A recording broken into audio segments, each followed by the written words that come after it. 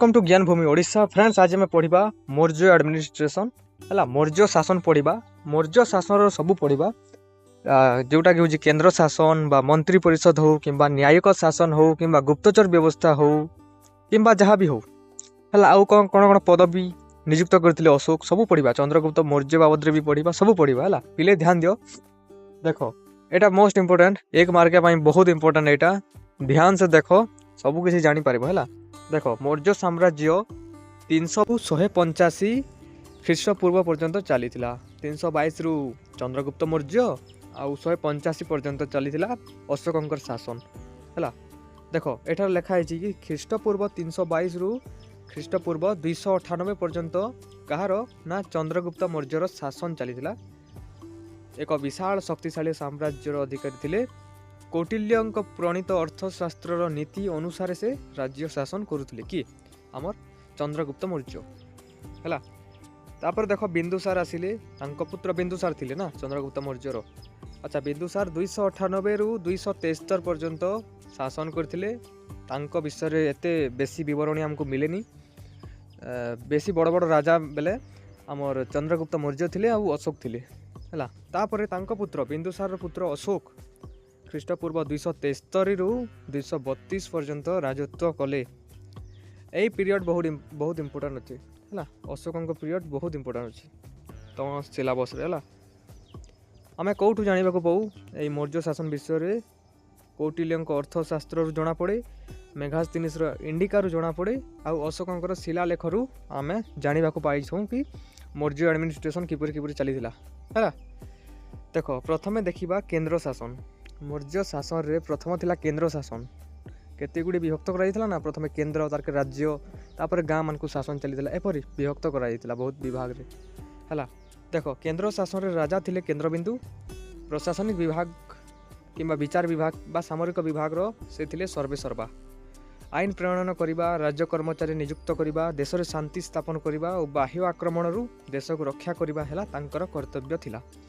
जानिले केंद्र शासन रे राजा थिले केंद्रबिंदु से थिले सबु प्रशासनिक डिपार्टमेंट रो सर्वा थिले एपरि लिखिबार अछि है। बाह्य आक्रमण रु देश को रक्षा करथुले ना गोटे राजार कर्तव्य थिला ता है। तापर देखिबा मंत्री परिषद किपरि थिला। मंत्री परिषद रे 18 जन मंत्री को लेकिन यह गठित होइतिला। ताहाको कोन कुहा जाय अष्टादश तीर्थ बोली कुहा जाय। एटा ध्यान दियंतु चंद्रगुप्त मौर्यंकर मंत्री परिषद केतेटा सदस्य को नहीं गठित होइतिला ना 18 जन मंत्री को नहीं गठित होइतिला। आमे ताहाको कोन कहू अष्टादश तीर्थ बोली आमे कहिताउ हला। एटा जानि रखो। तापर मुख्य तीर्थ के थिले अष्टादश तीर्थ थिले ना विभिन्न मंत्री माने। तो मुख्य मंत्री माने केउ गठित गुटे थिला महामंत्री, तापर पुरोहित, तापर सेनापति, तापर युवराज, तापर वैवारिक है। ता छड़ा अन्य कर्मचारी मध्य थिले दुर्गपाल, अंतपाल, अंतवंशिक। कौटिल्यंक वर्णना अनुसार राजस्व, खणिमाप, ओजन, धातु बयन आदि 22टी प्रशासनिक विभाग थिला। केतेटा प्रशासनिक विभाग थिला 22टा प्रशासनिक विभाग थिला। एटा ध्यान दियंतु सब एक मार्क पाई इंपोर्टेंट पिला माने है। 22टी प्रशासनिक विभाग थिला। जेमिति आमे जे देखिबा दुर्गपाल किए थिले गृहर प्रतिरक्षा अधिकारी थिले। अंतपाल किए थिले सीमांत प्रतिरक्षा विभाग मुख्य थिले। समाहर्त किए थिले राजस्व आदाय मुख्य थिले। अंतर्वंशिक किए थिले राज अंतपुर रे तत्वावधारक थिले। दंडपाल किए थिले जे दंड दउथिले पुलिस विभाग मुख्य थिले हैला। जानि रख दुर्गपाल किए थिले जे कि दुर्ग माने काना घर ना घर को रक्षा करथिले, गृह को रक्षा करथिले। अंतपाल किए थिले ना अंत माने जो आमर गाँव रो अंत बा देशर अंतर से रहउथिले तले सीमांत प्रतिरक्षा विभाग मुख्य थिले। समाहर्ता से हर्तु थिले माने काना राजस्व मागु थिले। ता गुटे थिले अंतवंशिक माने अंतपुर रे से माने से प्रशासनिक विभाग रे थिले। राज अंतपुर रे तत्वावधारक थिले। तापर थिले दंडपाल जे के दंड दउथिले। बहुत इजी तुम मन रखि पारिबो एटा हला। देखो दंडपाल पुलिस विभाग रो मुख्य थिले हला। तापर देखो कोन अछि प्रादेशिक शासन। देखो मौर्य साम्राज्य को मुझे कहली ना कि प्रथमे थिले केंद्र, तापर थिले मंत्री माने शासन करथुले। तापर किपरि ना विभिन्न प्रदेश गुड़िक विभाग करा जायतिला कि विभिन्न प्रदेश रे गोटे गोटे कुमार मानकू शासन कार्य रे परिचालना करबा दिया जाउतला हला। देखो ଶାସନର ସୁବିଧା ଦୃଷ୍ଟିରୁ ଚନ୍ଦ୍ରଗୁପ୍ତ ମୌର୍ଯ୍ୟ ତାଙ୍କ ସାମ୍ରାଜ୍ୟକୁ 4ଟି ପ୍ରଦେଶରେ ବିଭକ୍ତ କରିଥିଲେ ହେଲା। ପ୍ରଥମ ପ୍ରଦେଶ ଥିଲା ଉତ୍ତରାପଥ, ଯାହାର ରାଜଧାନୀ ଥିଲା ତକ୍ଷଶିଳା। ଅବନ୍ତୀ ପଥର ରାଜଧାନୀ ଥିଲା ଉଜ୍ଜୟିନୀ। ଦକ୍ଷିଣ ପଥର ରାଜଧାନୀ ଥିଲା ସୁବର୍ଣ୍ଣଗିରି। ଆଉ ପ୍ରାଚ୍ୟର ରାଜଧାନୀ ଥିଲା ପାଟଳିପୁତ୍ର। ପ୍ରଦେଶର ମୁଖ୍ୟ କିମ୍ବା ପ୍ରାଦେଶିକ ଶାସନକର୍ତ୍ତାକୁ କୁମାର ବୋଲି କୁହାଯାଉଥିଲା ହେଲା। ତାପରେ ଦେଖିବା ଗ୍ରାମ ଶାସନ ହେଲା। ଗ୍ରାମ ଶାସନ କିପରି ଥିଲା? ଗାଁ ଗୁଡ଼ିକରେ ମଧ୍ୟ ଶାସନ ଚାଲୁଥିଲା ସେତେବେଳେ। ମୁଁ ଯେପରି କହିଲି କେନ୍ଦ୍ର ଶାସନ ଥିଲା, ତାପରେ ପ୍ରାଦେଶିକ ଶାସନ ଥିଲା। କେନ୍ଦ୍ର ଶାସନରେ ମୁଖ୍ୟ କିଏ ଥିଲେ? ରାଜା ଥିଲେ। ପ୍ରାଦେଶିକ ଶାସନରେ ଗୋଟିଏ ଗୋଟିଏ କୁମାର ଗୋଟିଏ ଗୋଟିଏ ପ୍ରଦେଶ ମାନଙ୍କୁ ସେମାନେ କ'ଣ କରୁଥିଲେ? ଜଗୁଥିଲେ। ସେମାନଙ୍କୁ କୁମାର କୁହାଯାଉଥିଲା। ସେହିପରି ଗ୍ରାମ ଶାସନରେ ଗୋଟିଏ ଥିଲେ, ତାଙ୍କ ନାଁ ଥିଲା ଗ୍ରାମିକ। କ'ଣ? ଗ୍ରାମିକ। ଗ୍ରାମ ଶାସନର ମୁଖ୍ୟ ଥିଲେ ଗ୍ରାମିକ। ସେ ପଇସା ପାଉଥିଲେ, ବେତନ ପ୍ରାପ୍ତ, ମାନେ ସେ ରାଜାଙ୍କ ଠାରୁ ପଇସା ପାଉଥିଲେ ଏବଂ ଗ୍ରାମର ଛୋଟ ଛୋଟ ସମସ୍ୟାର ସମାଧାନ କରିବା ଥିଲା ତାଙ୍କର ଦାୟିତ୍ୱ ହେଲା। ଗାଁର ଛୋଟ ଛୋଟ ସମସ୍ୟା ସେ ସମାଧାନ କରୁଥିଲେ। ଏପରି ଯେବେ ଆମ ଯେଉଁ ମୁଖିଆ ଥାଏ ନା ଗାଁରେ, ସେପରି ଥିଲେ ସେମାନେ। ଗାଁ ଶାସନ ଥିଲା। ତାପରେ ଥିଲା ନଗରା ଶାସନ। ନଗର ଶାସନ ହେଲା। ନଗର ଶାସନ, ନଗରର ମୁଖ୍ୟକୁ ନଗରାଧ୍ୟକ୍ଷ ହେଲା। ତାଙ୍କ ଅଧୀନରେ ସ୍ଥାନିକ ରହୁଥିଲେ। ତାଙ୍କ ଅଧୀନରେ କିଏ ରହୁଥିଲେ? ସ୍ଥାନିକ ମାନେ ରହୁଥିଲେ। 30 ଜଣ ସଦସ୍ୟଙ୍କୁ ନେଇକି ଗୋଟିଏ ପରିଷଦ ଗଠନ ହେଉଥିଲା ଏବଂ ପରିଷଦକୁ 6ଟି ବିଭାଗରେ ବିଭକ୍ତ କରାଯାଉଥିଲା। ଆମେ ଯେପରି ମୁଁ ଯେପରି କହିଲି 30 ଜଣ ସଦସ୍ୟ ଥିଲେ। 30 ଜଣ ସଦସ୍ୟକୁ ନେଇକି ଗୋଟିଏ ପରିଷଦ ଗଠନ ହେଉଥିଲା ଏବଂ ପରିଷଦକୁ 6ଟି ଭାଗରେ ବିଭକ୍ତ କରାଯାଇଥିଲା। ପ୍ରତି ବିଭାଗରେ 5 ଜଣ ଥିଲେ, ମାନେ 530 ଜଣ ଥିଲେ। 30 ଜଣକୁ ନେଇକି ଗୋଟିଏ ପରିଷଦ ହେଉଥିଲା। ମୁଁ ଯେପରି କହିଲି ହେଲା। ଦେଖ, ପ୍ରଥମ ଭାଗରେ କ'ଣ ଥିଲା? ଶିଳ୍ପ ଓ କାରିଗରୀ ଥିଲା। ପ୍ରଥମ ଭାଗରେ କ'ଣ ଥିଲା? ଶିଳ୍ପ ଥିଲା ଏବଂ କାରିଗରୀ ଥିଲା। କାର୍ଯ୍ୟର ଦାୟିତ୍ୱ ନେଉଥିଲେ ସେମାନେ। ଦ୍ୱିତୀୟ ଭାଗରେ କ'ଣ ଥିଲା? ବୈଦେଶିକ ମାନଙ୍କୁ ସାହାଯ୍ୟ ପ୍ରଦାନ ହେଲା। ତୃତୀୟରେ କ'ଣ ଥିଲା? ଜନ୍ମ ମୃତ୍ୟୁର ପଞ୍ଜୀକରଣ। ଚତୁର୍ଥ ଭାଗରେ ବ୍ୟବସାୟ ଓ ବାଣିଜ୍ୟର ତତ୍ତ୍ୱାବଧାନ। ପଞ୍ଚମ ଭାଗରେ ଉତ୍ପନ୍ନ ଦ୍ରବ୍ୟର ତତ୍ତ୍ୱାବଧାନ। ଷଷ୍ଠ ଭାଗରେ ବିକ୍ରୟ ହେଉଥିବା ଦ୍ରବ୍ୟ ଉପରୁ କର ଆଦାୟ ହେଉଥିଲା। ଦେଖ, ପ୍ରଥମ ଭାଗରେ ଯେଉଁ 5 ଜଣ ଥିଲେ ସବୁ ବିଭାଗରେ, ଏଇଟା 5 ଜଣ ଥିଲେ ସବୁ ବିଭାଗରେ ହେଲା। 6ଟି ବିଭାଗରେ 5 ଜଣ ଥିଲେ, ଟୋଟାଲ 30 ଜଣ ଥିଲେ। ପରିଷଦ ଗଠନ ହେଉଥିଲା। ପ୍ରଥମେ ଶିଳ୍ପ କରୁଥିଲେ, ସେମାନେ ବିଭିନ୍ନ ଜିନିଷ ଦ୍ରବ୍ୟ ତିଆରି କରୁଥିଲେ। କାରିଗରୀ ହିସାବରେ ସେମାନେ ବିଭିନ୍ନ ଦ୍ରବ୍ୟ ତିଆରି କରୁଥିଲେ। 2 ନମ୍ବର ଭାଗରେ କ'ଣ ଥିଲା? ବିଦେଶୀମାନଙ୍କୁ ଯେଉଁ ବିଦେଶୀମାନଙ୍କୁ ସାହାଯ୍ୟ ଦିଆଯାଉଥିଲା। ବିଦେଶୀ ଲୋକମାନେ ଯେଉଁ ଆସୁଥିଲେ ତାଙ୍କର ସାମ୍ରାଜ୍ୟକୁ। 3 ନମ୍ବରରେ କ'ଣ କରାଯାଉଥିଲା? ଜନ୍ମ ମୃତ୍ୟୁର ପଞ୍ଜୀକରଣ କରାଯାଉଥିଲା ହେଲା। କିଏ ଜନ୍ମ ହେଲା, କିଏ ମୃତ୍ୟୁ ହେଲା, ତାର ପଞ୍ଜୀକରଣ କରାଯାଉଥିଲା। ବ୍ୟବସାୟ ବାଣିଜ୍ୟର ତତ୍ତ୍ୱାବଧାନ କରାଯାଉଥିଲା। ଉତ୍ପନ୍ନ ଦ୍ରବ୍ୟର ତତ୍ତ୍ୱାବଧାନ କରାଯାଉଥିଲା। ବିକ୍ରୟ ହେଉଥିବା ଦ୍ରବ୍ୟ ଉପରୁ କର ମଧ୍ୟ ଆଦାୟ କରାଯାଉଥିଲା। ଏହା ଥିଲା ଗୋଟେ ପରିଷଦର କର୍ମ ହେଲା। ତାପରେ ଥିଲା ରାଜସ୍ୱ ଶାସନ। ଭୂମିରୁ ଆଦାୟ ହେଉଥିବା କରକୁ ଭୂ ରାଜସ୍ୱ କୁହାଯାଉଥିଲା। ଭୂ ରାଜସ୍ୱ 3 ପ୍ରକାର ଥିଲା: ସୀତା, ଭାଗ ଆଉ ସେତୁ। ସୀତା ଗୋଟେ କର ଥିଲା, ଯେଉଁଟାକି ଗୋଟେ ଜମିରୁ ମାଗୁଥିବା ଗୋଟେ କର ହେଉଛି ସୀତା। ଆଉ ଭାଗ ଗୋଟେ କର, ଗୋଟେ ହେଉଛି ଜମିର କର। ଏଇଟାକୁ ଷଷ୍ଠାଙ୍ଗ ରାଜସ୍ୱ ଭାଗରେ ଆଦାୟ ହେଉଥିଲା। ସେତୁ ଗୋଟେ କର। ଦେଖ, ଏଇ ସେତୁ ଆପଣ ଧ୍ୟାନ ଦିଅନ୍ତୁ। ସେତୁ 1 ମାର୍କ ବହୁତ ଇମ୍ପୋର୍ଟାଣ୍ଟ। ସେତୁ ଗୋଟେ କର, ଯେଉଁଟା ଫଳ ଏବଂ ପନିପରିବା ଉପରେ କର ମାଗୁଥିଲେ ହେଲା। ତାପରେ ଦେଖିବା ଗୁପ୍ତଚର ବ୍ୟବସ୍ଥା। ଗୁପ୍ତଚର ବ୍ୟବସ୍ଥା କିପରି ଥିଲା?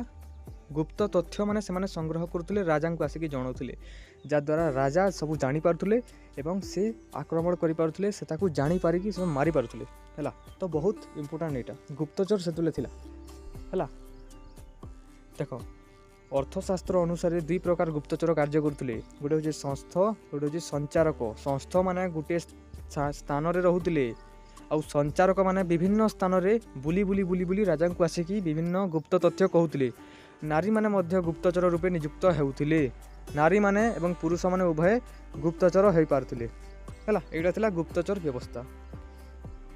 ତାପରେ ଦେଖିବା ପିଲେ, ଅଶୋକଙ୍କ ଦ୍ୱାରା ଶାସନରେ କ'ଣ କ'ଣ ପରିବର୍ତ୍ତନ ହେଇଥିଲା ହେଲା।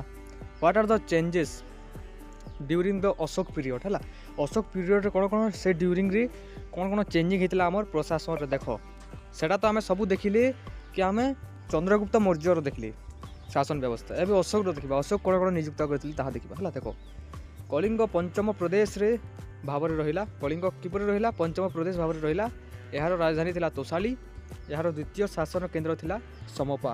ଦେଖ, କଳିଙ୍ଗ ପଞ୍ଚମ ପ୍ରଦେଶ ଭାବରେ ରହିଲା ଯେତେବେଳେ ସେ ଜୟ କଲେ କଳିଙ୍ଗକୁ ହେଲା। यार राजधानी कौन थिला तोसाली कलिंगर राजधानी कौन थिला तोसाली हैला द्वितीय शासन केन्द्र थिला समपा हैला तापर थिला नूतन कर्मचारी माने नियुक्त हेले तापर परे जोटा कि शासन जेतले डेवलपमेंट चलला आउ हमर एडमिनिस्ट्रेशन जेतले स्ट्रांग हैला पावरफुल हेले से बहुत सारा पद पदवी से नियुक्त कले तांको शासन पाई तांकर सेना पाई देख प्रथम है से चंडाशोक धर्माशोक होते आम जाचु तेणु से धर्म महामात्र माने गठन कले यहाँ गोटे प्रकार पदवी थिला जोटा कि प्रजा मान आध्यात्मिक विकास रे माने चेष्टा करुले सब बेले स्त्री अध्यक्ष महामात्र माने थिले जोटा कि नारी उन्नति करुले अंत महामात्र माने थिले मु कही अंत अंत माने सीमार अंतर जो मैंने रोते तो सीमांतर सुरक्षा दायित्व जो मैंने थिले तापर थिले प्रादेशिक माने राजस्व आदाय रे थिले तापर थिले राजुक माने जमी माप करुले युक्त माने थिले तापर युक्त माने थिले राजकोष दायित्व रे थिले युक्त माने हैला तापर थिला ब्रजभूमिक माने जोटा कि जनहितकर कार्य करुले ब्रजभूमिक माने तापर थिले प्रतिवेदक माने जोटा कि सांबादिक थिले प्रतिवेदक माने किए थिले सांबादिक माने थिले एटा ध्यान दियो सांबादिक किए थिले एग्जाम रे आसीबो सांबादिक किए थिले मौर्य शासन रे आंसर लिखिबो प्रतिवेदक माने थिले हैला गोटे प्रजावस्थल राजा भाव अशोक इतिहास रे एक स्वतंत्र राज्यर अधिकारी होई पारिथिले हैला अशोक बहुत बड़ राजा थिले मगधर आमे जानिछु एटा तापर थिला न्यायिक शासन न्याय मध्य दिया जाउतला विचारालय मध्य थिला कि सेठारे समस्त को न्याय प्रदान करा जाउतला समस्त लोकन को एबे जेपरि आम सुप्रीम कोर्ट अच्छी हाई कोर्ट अच्छी से सेते बेले मध्य विचारालय थिला जोठारे कि पद पदवी नियुक्त होउतला हैला एही विभाग रो मुख्य थिले राजा एथरे मुख्य कि थिले राजा थिले दुई प्रकार विचारालय थिला गोटे होची धर्मस्थानीय विचारालय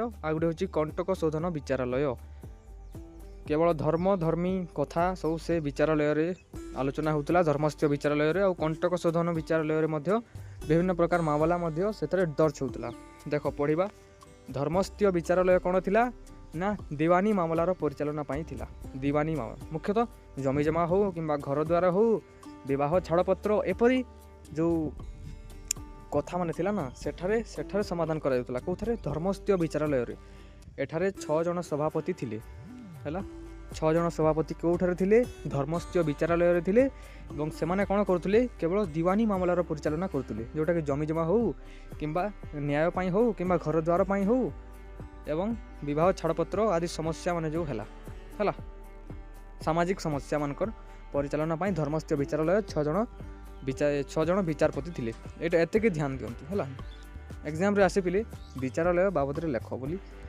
एटा लिखिबे हैला तापर थिला कंटक शोधन विचारालय आ गुटे थिला कंटक शोधन विचारालय एथरे कोन होतला फौजधारी मामलार विचार होतला एथरे 3 जन आमत्य थिले आईन अमान्य चोरी डकायती हत्या जो मर्डर जदि किए काहू करिवो तेबे एठारे कठोर दंड दिया जाउतला सेमानकु हाथ काटी दिया जाउतला गोड़ काटी दिया जाउतला आ मृत्यु मध्य दिया जाउतला बहुत कठोर दंड थिला कंटक शोधन विचारालय रे 3 जन आमत्य थिले आ फौजधारी मामलार विचार होतला सेटरे एतिकी मन रहिला हैला तापर देखिबा सामरिक शासन कोन थिला 6 लाख पदातिक थिले 30,000 अश्वा रही 9,000 हस्ती थिले 8,000 रथा रही हैला देख केते बड़ शासन थिला तांकर केते बड़ फौज थिला तांकर माड़ लागिबा पई 6 लाख पदातिक माने कोन 6 लाख लोक सेना थिले 6 लाख सेना थिले जोटा चाली चाली जाइकी युद्ध करुले तापर 30,000 घोड़ा रे बसिकी जाउथिले से माने युद्ध करुले 9,000 हाथी थिला तांकर हाथी रे भी युद्ध करा जाउतला 8,000 रथ थिला रथ रे बसिकी मध्य जाइकी से माने युद्ध करुले अगेंस्ट रे तो एटा थिला बहुत बड़ हमर शासन थिला बहुत बड़ शासन थिला कहार ना अशोकंकर एवं चंद्रगुप्त मौर्यर हैला मेघास्तीनिस बरणी आम जापारी जे 30 जन सदस्य को नहीं गोटे सामरिक परिषद गठित होता 6 भाग में विभक्त होता प्रति भाग में 5 जन सदस्य रही यही 6टी विभाग थिला नौसेना थिला सामरिक परिवहन थिला पदातिक थिला अश्वा रही रथा रही गजा रही माने 6 प्रकार विभाग थिला आ 5-5 जन सब विभाग रे थिले नौसेना थिले जो नौकार जाउथिले सामरिक परिवहन थिला परिवहन गोटे जगार आ गोटे जगह होता विभिन्न बंदूक तो से नाला आमर अस्त्र शस्त्र परिवहन होता गोटे सामरिक परिवहन होता पदातिक थे चली चली जाकि युद्ध करा अश्वा रही घोड़ा उपर जाकि युद्ध होता गजा रही हाथी है हाथी उपर भी युद्ध होता तो रथा रही रथ उपर जाकि युद्ध होता एमती बहुत सारा विभाग थिला 6टा विभाग थिला और 5-5 जन सदस्य सब विभाग में जपरी मंत्री परिषद रे भी थिले एठी मध्य सेपरी अछंती है। अश्वारोही मुख्य किए अश्वाध्यक्ष हस्ताध्यक्ष रथारोही रथाध्यक्ष मुख्य थे यहाँ ध्यान दिखाँ यहाँ बहुत इजिली मन रही तुम है। अस्त्र शस्त्र कौन था खंडा वर्षा धनुषर व्यवहार करुले से एपरी बंदूक नाला से एपरी बड़ बड़ अस्त्र जो एपरी अच्छी सेपरी नाला से केवल खंडा वर्षा धनुषर थिला सेपरी से माने शासन करते तो यह थिला सबू किछि आपन को जदि लॉन्ग क्वेश्चन आसे ना लॉन्ग क्वेश्चन किपरि अटेंड करिवे देखो आपन किपरि अटेंड करिवे ना प्रथमे आपन लिखिबे कोन लिखिबे देखो एठी लिखा दिछि लॉन्ग क्वेश्चन जदि आसे प्रथम पॉइंट रे लिखिबे आपन केंद्र शासन तापर मंत्री परिषद तापर अन्यान्य कर्मचारी बाबद रे मध्ये लिखि परिबे तापर प्रादेशिक शासन लिखि परिबे तापर ग्राम शासन नगर शासन तापर थिला राजस्व शासन गुप्तचर व्यवस्था तापर आउ भी प्रशासनिक परिवर्तन देखा जाता बोले आम लिखिपर तापर न्यायिक शासन चलीला विभिन्न प्रकार विचारालय बाबद आम लिखिपर तापर सामरिक शासन किपर था एमती करके आप लिखिपारे 6 ରୁ 7टा पॉइंट देवे टोटाल लॉन्ग क्वेश्चन रू टोटाल मार्क आसो यहाँ मोर गारंटी है। यही नोट को मुझे PDF शेयर कर दूसरी आम टेलीग्राम ग्रुप रे जॉइन हूँ शीघ्र आउ वीडियो को प्रथम थर कर आसीदे चैनल को सब्सक्राइब कर दिंतु रही पुणी नेक्स्ट वीडियो अपलोड हे नुआ टॉपिक सहित है।